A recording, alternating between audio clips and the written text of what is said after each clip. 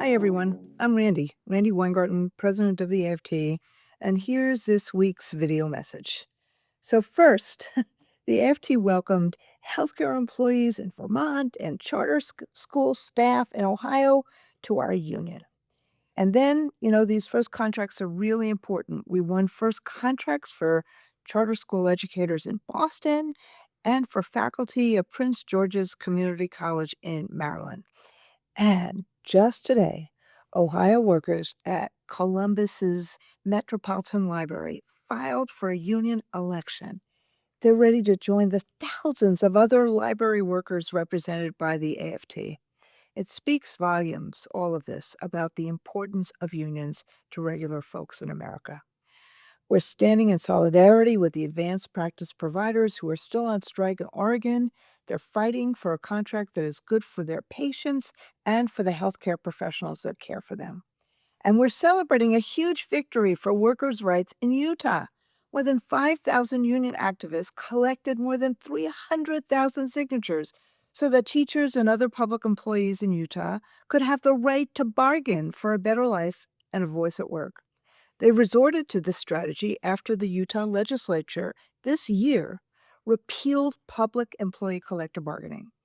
When it was clear we had enough signatures to get the question on the 2026 ballot, the legislature reversed their repeal. Solidarity worked.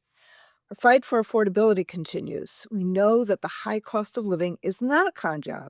It's a crisis Americans are struggling with every day. Now, polling shows that nearly half of Americans find it hard to afford groceries, utilities, healthcare, housing, and transportation. A quarter of Americans have skipped a medical checkup or a prescription within the last 2 years because of costs. So that's why this week, the Democrats tried to extend the ACA tax credits, but most of their colleagues across the aisle refused. It's a lose-lose for millions of Americans. Somehow, how do you figure out how to pay for out-of-control healthcare costs or lose them altogether?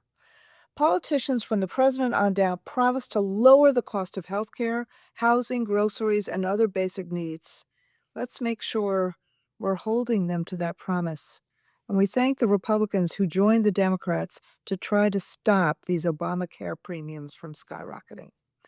And while a coalition has stopped Congress from letting big tech go unchecked, President Trump did an end run and signed an executive order this week banning states from regulating AI, siding with big tech over safety and states' rights.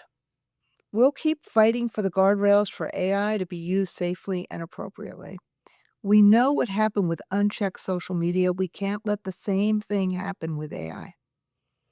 As we head toward the holidays, I hope you find some time for family and friends and rest and some joy.